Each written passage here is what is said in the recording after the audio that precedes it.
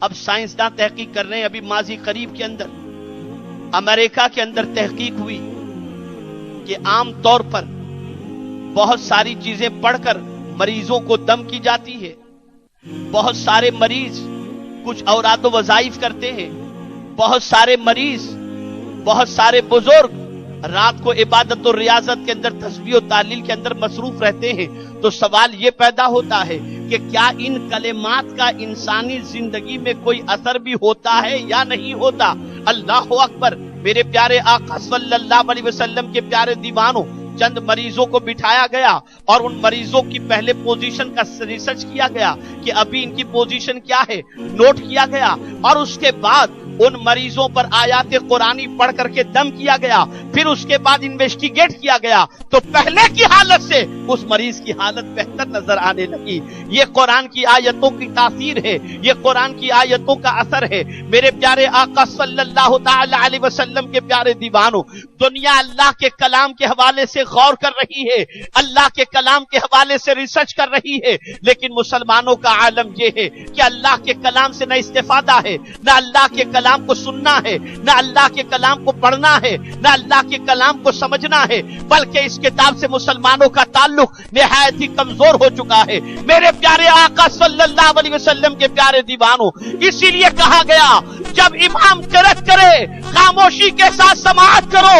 اے میرے کریم، کوئی بھی قرأت کرتا ہو، امام قرأت کرے تب بھی خاموشی کے ساتھ سننا ہے، اور جب قرآن کی تلاوت ہو رہی ہو تب بھی خاموشی کے ساتھ سننا ہے. میرے مولا ذرا یہ تو بتا، کیا چپ رہنے سے اور خاموشی کے ساتھ قرآن سننے سے ہمارا کوئی فائدہ بھی ہے یا نہیں؟ تو میرے قریب نے کہا اذا قرئ القرآن فاستمعوا له وانصتوا له لعلكم ترحمون. اللہ اکبر. جب قرآن مقدس پڑھا جائے تو چپ رہو اور خاموشی کے ساتھ اسے سنو.